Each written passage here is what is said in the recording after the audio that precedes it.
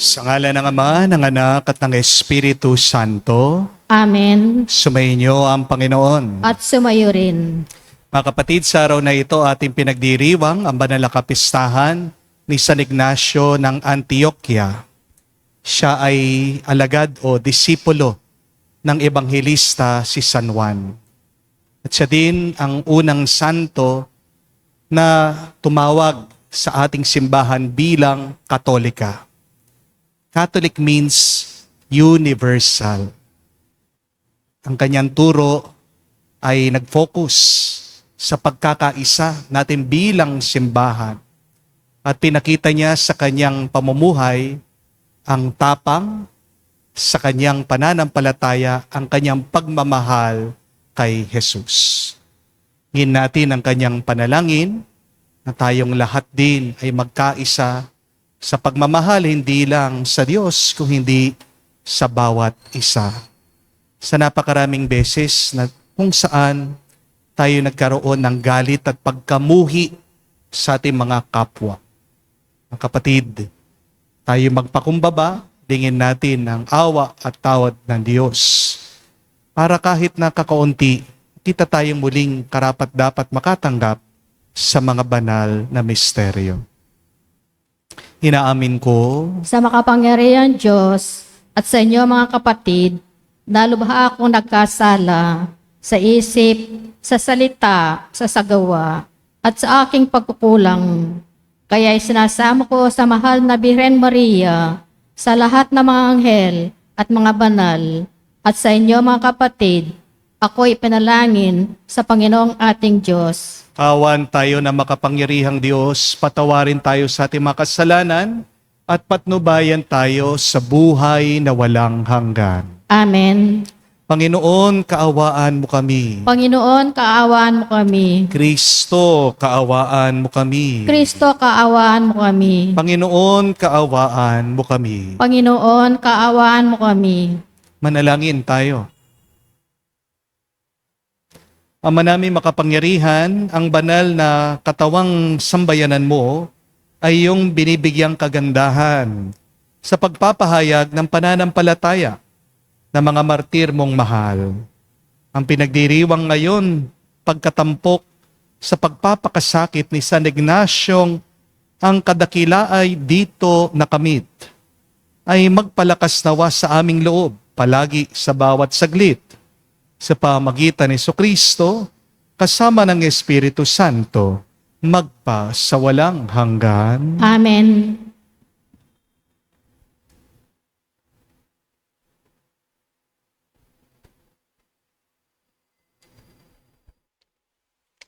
Pagbasa mula sa sulat ni Apostol San Pablo sa mga taga-Roma. Mga kapatid, tungkol naman kay Abraham na ating ninuno, anong masasabi natin? Ano ang kanyang karanasan tungkol sa bagay na ito? Kung siya'y pinawalang sala dahil sa mga gawa, may ipagmamalaki siya. Ngunit wala siyang may pagmamalaki sa pantingin ng Diyos, sapagkat sinabi ng kasulatan, nananalig sa Diyos si Abraham, dahil dito siya'y pinawalang sala ng Diyos. Ang ibinibigay sa taong gumagawa ay hindi ibinibilang ng kaloob kundi upa. Datapwat ang hindi gumagawa kundi nananalig sa Diyos na nagpapawalang sala sa makasalanan ay pinawalang sala dahil sa kanyang pananalig. Kaya tinawag ni David na mapalad ang taong pinawalang sala nang di dahil sa mga gawa. Mapapalad yawong ang mga pagsuway ay ipinatawad na at ang mga kasalanay napawi na. Mapalad ang tao na ang mga kasalanan ay nilimot na ng Panginoon. Ang salita ng Diyos. Salamat sa Diyos. Sa iyong tulong at pagtubos, ako'y binigyan mong lugod. Sa iyong tulong at pagtubos, ako'y binigyan mong lugod. Mapalad ang tao na pinatawad na yaong kasalanan ay nalimot na rin ang kanyang nagawang mga pagsalansang. Mapalad ang taong sa harap ng puon ay di naparatangan, dahilan sa siya ay di nagkasala at hindi nangginlang. Sa iyong tulong at pagtubos, ako'y binigyan mong lugod. Ako ay lumapit sa iyong harapan at salay inamin. Ang aking ginawang mga pagsalansang di ko inilihim. Pinagpasiyahan kong ang lahat ng ito sa iyo'y idaing at aking natamo ang iyong patawad sa sala kong angkin. Sa iyong tulong at pagtubos, ako'y binigyan mong lugod. Lahat ng matuwid at tapat sa puon, magalak na lubos dahil sa natamo nilang kabutihang kaloob ng Diyos.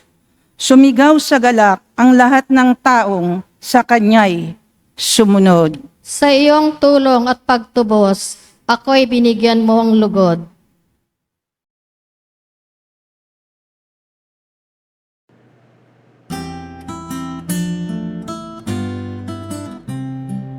Alleluia, alleluia, alleluia, alleluia, alleluia, alleluia, alleluia, alleluia, alleluia, alleluia, alleluia, alleluia.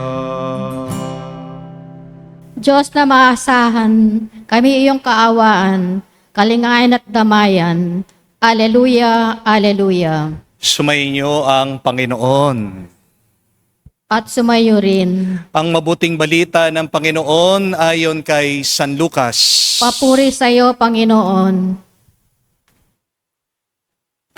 Nung panong yun, samantalang dumaragsa ang libo-libong tao, ano pat nagkakatapakan na sila.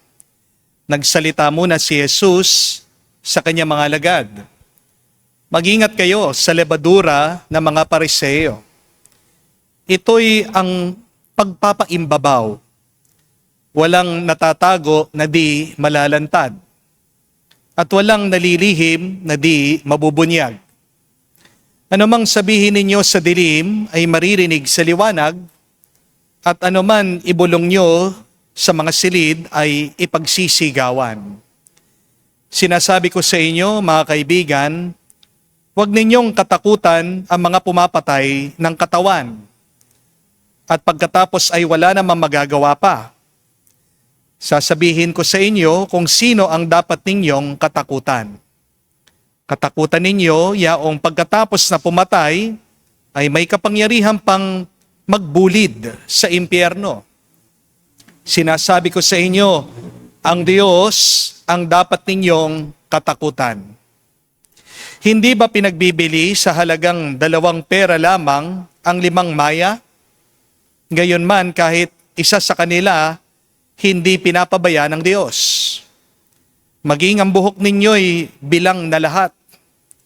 Kaya huwag kayong matakot, higit kayong mas mahalaga kaysa sa mga maya.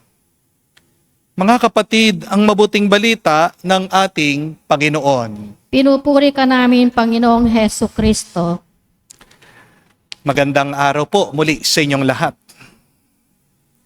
May isa pong kwento tungkol sa isang bata. Isang araw, gusto po siyang turuan ng kanyang ama. Kaya tinawag po niya ang kanyang anak, nitong tatay, at pinigyan po niya ng isang kumikintab na bato. Sabi po ng ama, anak, dalhin mo yang batong yan sa palengke. Kapag nagtanong sila kung magkano, ang isasagot mo lang, taas mo yung 2 daliri mo. Dinala po ng bata yung bato sa palengke. May lumapit pong ali na patingin dun sa bato na dala-dala nitong bata. At sabi niya, ang ganda naman nito. Magkano ba? At tinaas po ng bata 2 daliri niya. At sabi po nitong ali, sige, bibilhin ko 200. Ito pong bata, namangha, agad-agad, umuwi siya at kinwento po niya sa kanyang ama.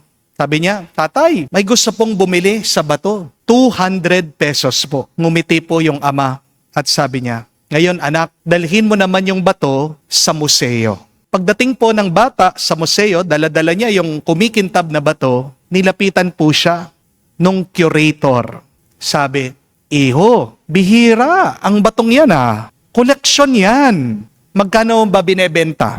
Tinaas po ng bata yung kanyang daliri, 2, at sabi po nitong curator sa kanya, "Sige, bibilhin ko 200,000 pesos. Halos malaglag po yung panga nitong bata. Di siya makapaniwala. Muli po siyang umuwi, puno ng tuwa, at sinabi niya sa kanyang ama kung anong nangyari. Ngumiti po muli yung kanyang tatay. Sabi niya, "Isa pa anak, dalhin mo yan doon sa tindahan ng alahas." Pagdating po doon, hindi po makapaniwala yung alahero. At tinanong yung bata, "Saan mo nakuha yan? Bihirang-bihira yan ah. Magkano mo tinitinda?" Tinaas po muli ng bata yung kanyang 2 daliri at sabi po ng alahero, "Sige, bibilhin ko sa'yo 2 million pesos. Halos natunganga po, di makapagsalita itong bata. Umuwi po siya, hinahabol ang kanyang hininga, excited na excited, sabi niya sa kanyang ama, "Tay, hindi ko ba maintindihan? Bakit napakahalaga pala ng batong ito?" Tinignan po siya ng kanyang ama at ngumiti at tinuruan. Sabi, "Anak, napansin mo, parehas lang yung batong yan, pero nagbago siya ng halaga. Nagbago yung halaga depende dun sa lugar.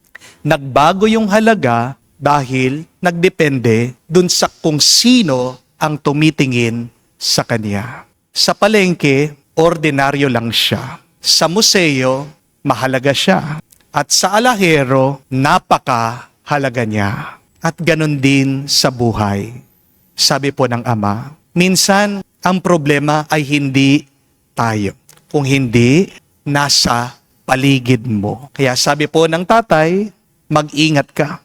Kapag mali ang lugar mo, hindi nila makikita ang tunay na halaga mo. O nga naman po, no, nagdidepende ang halaga natin sa kung nasan tayo lugar at kung sino mga taong ating kaharap. Pero ang mabuting balita, pwede po tayong pumili kung saan mo gustong manatili. Sinong gusto mong kasama? Yung magpapahalaga sa'yo o gagawin kang walang kwenta? The choice is yours.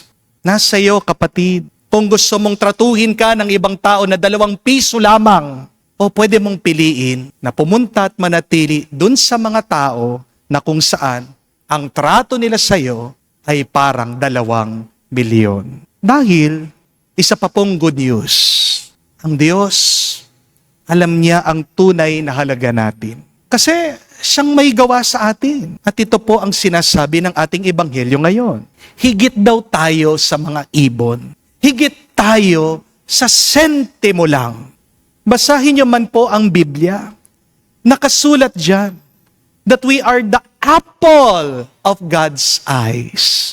We are wonderfully made. We are precious and honored in the eyes of God. Minus our sins, the Lord takes delight in us. Ibig sabihin, alam ng Diyos ang tunay mong halaga. Kahit na madalas, nakakalimutan natin siya. Amen? Don't forget, my dear friends, God sees your worth, even if the world does not.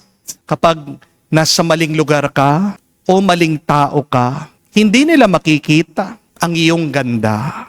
Pero wag mong hahayaan na silang magtakda ng halaga mo. Ang Diyos mismo ay parang isang alahero ang nagsasabi sa iyo, napakahalaga mo. You are priceless. Kaya bago mo pakinggan yung biyanan mo na ayaw sa iyo, tungkol sa kung gaano kasama kang tao, bago mo pakinggan yung iyong mister na ayaw ka na, bago mo paniwalaan yung boss mo o yung mga katrabaho mong naninira sa'yo, kapatid, pumunta ka at bumalik sa Diyos. At makinig ka sa kanyang sinasabi tungkol sa'yo. Sabi po ni Jesus that even our hairs in our head are numbered. Grabe, sipin niyo po yun, no? Pati ang ating buhok bilang alam ni Lord. Ang tanong, paano po mga kalbo? Di po ba? Kahit na kalbo ka, alam ng Diyos lahat sa buhay mo. Di po ba? But joking aside, ganito tayo kahalaga kay Lord. Walang detalye sa ating buhay ang hindi niya alam, ang hindi niya pansin. Kita niya lahat ang tungkol sa atin. Kapatid, hindi mo kailangan magpanggap o magpakabibo. Hindi mo kailangan nasakta ng sarili mo para mapansin ka ng Panginoon. Dahil walang ibang unang nakakapansin sa iyo, una kang pinagmamasdan at palagi kang binabantayan ng Diyos dahil mahal na mahal Kanya. May magulang po na dumating dito sa parokya, dala-dala po niya yung kanyang 10 years old na anak. Nadidepress daw po ito. Bakit? Dahil binubuli daw ng mga kaklase niya. Kakaawa po yung bata at nakakalungkot. Sa pagkabata-bata, musmos ang kaisipan. Siya po ay inaabuso ng ibang bata. Sinasaktan. Kaya sabi ko po dito sa magulang, Mami, pagkatapos niyong nireklamo, yung mga bully, lipat nyo na yung inyong anak. Hindi na maganda yung environment, yung eskwela. Hindi dapat natin ipagpilitan ang ating sarili sa mga taong ayaw sa atin. Hindi po ba? Kung ayaw ka, tanggapin mo. Ayaw ka. Kapatid, huwag mong ipagpalit ang iyong tuwa para lang pasayahin mo ang ibang tao. Please, do not beg to be liked by other people. Because no matter what you do, God likes you. God always loves you. So, when you know your worth in God, stop begging for attention from other people. Mga kapatid, tandaan niyo po na tayo, ikaw, ay anak ng Diyos. Hindi ka dapat magpalimos sa Kanya. As a child of God, declare now, you will be blessed by God. Ganyan dapat tayo naniniwala. Yan dapat ang ating pananampalataya. Ako'y anak ng Diyos. Hindi ako papabayaan ng Panginoon. Ang problema po minsan, naghahanap tayo ng halaga sa mga likes, sa approval, sa promotion, sa relasyon natin sa ibang tao. Pero kahit na anong gawin mo, kung nandun ka sa maling tao, hindi niya makikita ang halaga mo. Palagi kang bigo, palaging feeling mo, loser ka. Hindi ka loser, winner ka. Kung palagi kang nakalapit at nakikiisa sa Diyos. Amen? It's not about you sometimes. It's about other people. The problem is not about you, but you have to open your eyes. The problem is our environment and the attitude of other people. Amen? Ang tunay na kalayaan po ay yung alam mo, mahal ka ng Diyos. Kahit na hindi ka mahalin ng ibang tao. Yan ang tunay na mahalaga. Kaya kahit na hindi ka ma-promote, hindi ka nila mapansin, kahit na iniwan ka, huwag kang mawawalan ng tuwa at saya. Makita mo pa rin sana kung gaano ka kahalaga. Kung nga mga Maya, hindi po nakakalimutan ng Diyos. Ikaw pa kaya na nilikha niya sa muka at wangis niya. Lalong-lalo na hindi kanya kakalimutan at pababayaan. If you have self-doubt, if you feel worthless, then pray and listen to God. And you would hear God saying to you, do not worry, I love you. You are precious. You are worth more than all of creation. Ang buhay po natin, minsan, parang kamuka nung bato. Akala natin, ordinaryo. Pero sa mata ng Diyos, isa kang mamahaling hiyas. Kaya, wag mong ibenta ang sarili mong napakamura. Wag mong ipagpalit ang iyong dignidad sa pansamantalang saya. Wag kang matakot dahil hindi ka lang pinapansin ng mundo. Tandaan mo, ang Diyos ay palaging nakabantay at sinasabi sa iyo, anak, alam mo, napakahalaga mo sa akin. Huwag sana natin yang kalimutan at pasalamatan natin araw-araw ang may kapal. Amen. Tumayo po tayo, alay po natin ang ating mga panalangin sa Diyos ang Ama nating nasa langit na may ganap na tiwala upang maging malaya sa lahat ng nakakapasaring takot. Magkaroon tayo ng tapang na itatag ang kanyang kaharian. Ating sabihin, Panginoon, dinggin mo kami. Panginoon, dinggin mo kami. Ang mga pinuno ng simbahan naway hindi panginahan ng loob sa mga hamon ng pagbabago at maging lalong masigasig at maalab sa pagpapahatid ng pagbabago at pagbalik loob sa lipunan. Manalangin tayo sa Panginoon. Panginoon, dinggin mo kami. Yang mga inuhusig dahil sa kanilang paniniwala kay Jesucristo, naway mapalakas at mapanatili sa kanilang pananampalataya. Manalangin tayo sa Panginoon. Panginoon, dinggin mo kami. Tayo mga Kristiyano, naway makatagpo ng kasiyahan sa ating pananampalataya sa gitna ng pagsubok at pagkabahala. Manalangin tayo sa Panginoon. Panginoon, dinggin mo kami. Sa katahimikan po ng ating puso, banggitin natin, sabihin natin sa Diyos ang ating mga personal na pangangailangan. Ama naming nasa langit, sa lahat ng oras at panahon, binibigyan mo kami ng tapang at lakas upang magsumikap kami sa paggawa ng mabuti. Hinihiling namin ito sa pamagitan ni Kristo, aming Panginoon. Amen.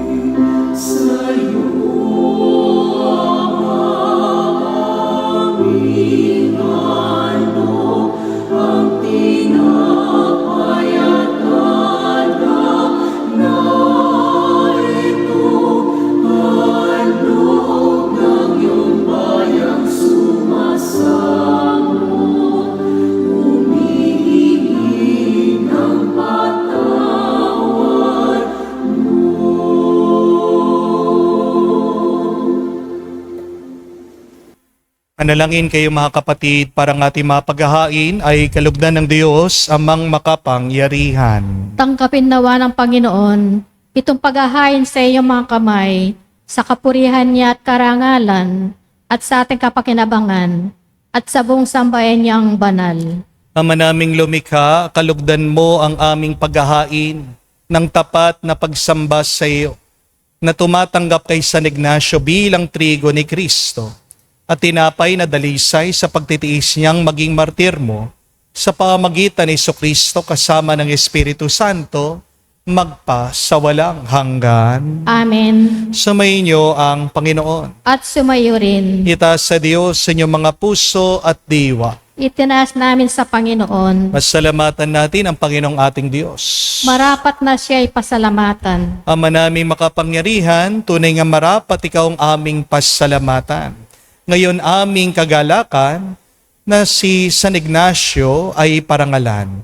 Siya'y kapanalig naming may paninindigan na ikaw ay pahayag kahit siya'y mamamatay, sapagkat minarapat mong kanyang matularan ang iyong anak na naghain ng sariling buhay, tulad na naganap sa iyong anak. Ang dugo ng mga martir ay dumanak, hindi dahil sa katatagang likas, o hindi dahil sa iyong bigay na lakas. Kaya kaisa na mga anghel nagsisiawit ng papuri sa iyo, nang walang humpay sa kalangitan, kami nagbubunyi sa iyong kadakilaan.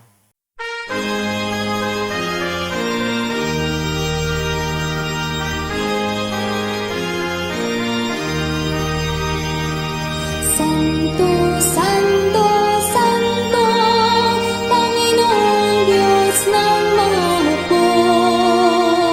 Napupuno ang langit at lupa ng kadakilaan mo. Hosana sa kaitasan, pinagpalang na paninito sa ngalan ng Panginoon. Hosana sa kaitasan, Hosana sa kaitasan.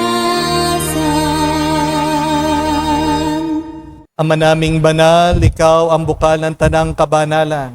Kaya't sa pamagitan ng iyong Espiritu, gawin mong banal ang mga kaloob na ito upang para sa amin maging katawan at tugo ng aming Panginoong Heso Kristo. Bago niya pinagtiis ang pusang loob na maging handog, hinawakan niyang tinapay, pinasalamatan kanya, pinaghati-hati niya iyon, inabot sa kanya mga alagad at sinabi, "Tanggapin ninyong lahat ito at kanin.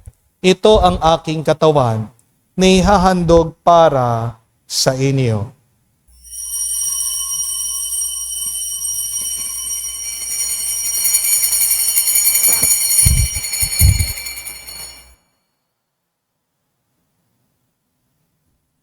Gayon din naman nang matapos ang hapunan, hinawakan niya ang kalis. Muli kanyang pinasalamatan. Nabot niya ang kalis sa kanya malagad at sinabi, "Tanggapin ninyong lahat ito at inumin. Ito ang kalis ng aking dugo, ng bago at walang hanggan tipan. Ang aking dugo na ibubuhos para sa inyo at para sa lahat, sa ipagpapatawad ng mga kasalanan. Gawin ninyo ito sa pag-alaala sa akin."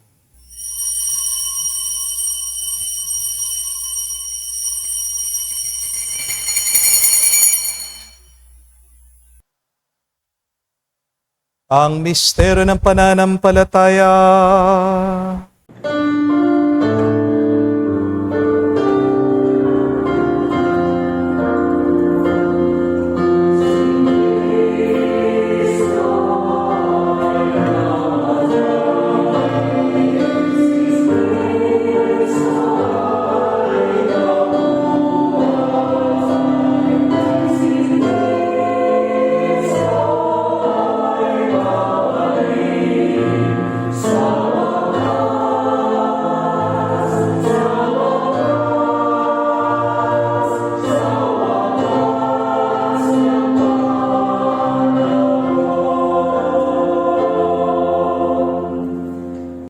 Ama, ginagawa namin ngayon ang pag-alaala sa pagkamatay at muling pagkabuhay ng iyong anak. Kaya tinialay namin sa iyong tinapay nagbibigay buhay at ang kalis na nagkakaloob ng kaligtasan. Kami nagpapasalamat dahil kami iyong minarapat na tumayo sa harap mo para maglingkod sa iyo.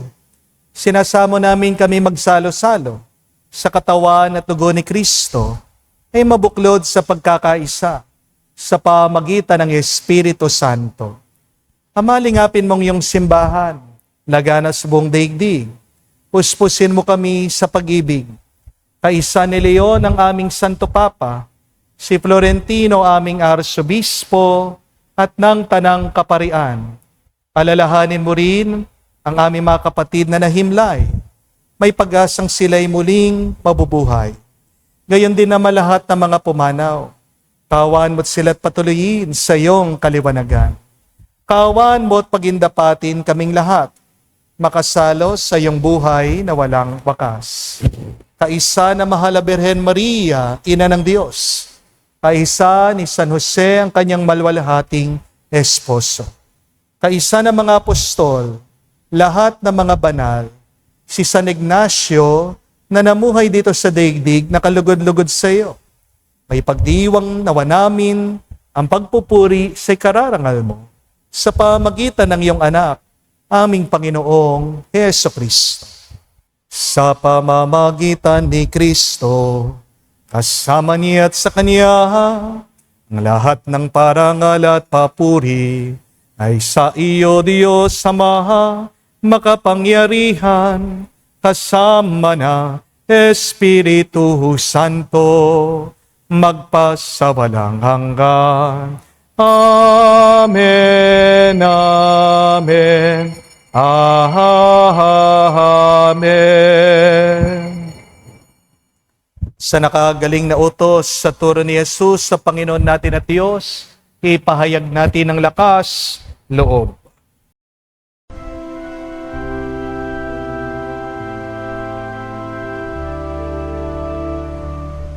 Ama namin, sumasalangit ka, sambahin ang ngalan mo, mapasa amin ang kaharian mo, sundin ang loob mo dito sa lupa para lang sa langit. Bigyan mo kami ngayon ng aming kakanin sa araw-araw,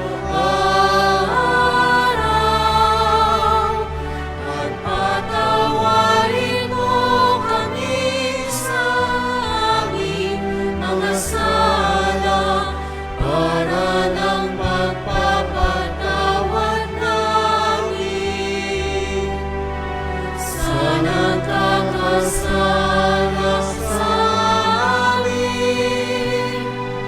At huwag mo kami ipahintulot sa tukso, at iadya mo kami sa lahat ng masama. Hinihiling namin kami adya sa lahat na masama, pagkalooban ng kapayapaan araw-araw, ligtas sa kasalanan, ilayo sa lahat ng kapamakan, samantalang aming pinanabikan ang dakilang araw ng pagpapahayag ng tagapagligtas naming si Heso Kristo. Sapagkat iyo ang kaharian at ang kapangyarihan at ang kapurihan magpakailanman. Amen. Panginoong Heso Kristo, sinabi mo sa mga apostol, kapayapaan ang iniwan ko sa inyo, ang aking kapayapaan binibigay ko sa inyo. Tunghayan mo ang aming pananampalataya at tuwag ang aming pagkakasala. Pagkalooban mo kami ng kapayapaan at pagkakaisa, ayon sa iyong kalooban, kasama ng Espiritu Santo, magpasawalang hanggan. Amen. Kapayapaan ng Panginoon ay laging sumainyo. At sumayo rin. Magbigayan po tayo ng kapayapaan sa bawat isa. Isidyo po, kapayapaan po sa inyong lahat.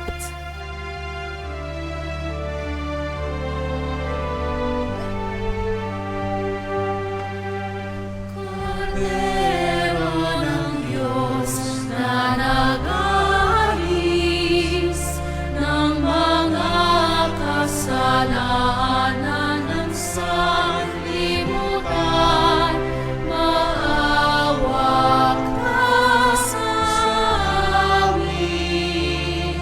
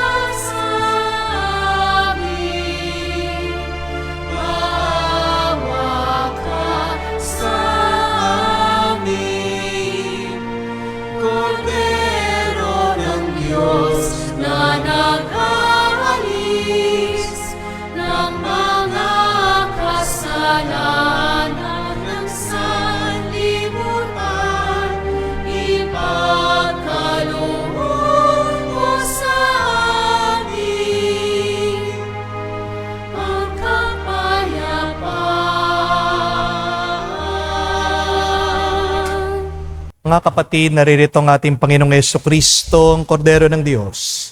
Siya nag-aalis sa mga kasalanan ng sanlibutan. Mapalad tayong lumalapit sa piging ng Kordero. Panginoon, hindi ako karapat-dapat na magpatuloy sa iyo. Ngunit sa isang salita mo lamang ay gagaling na ako.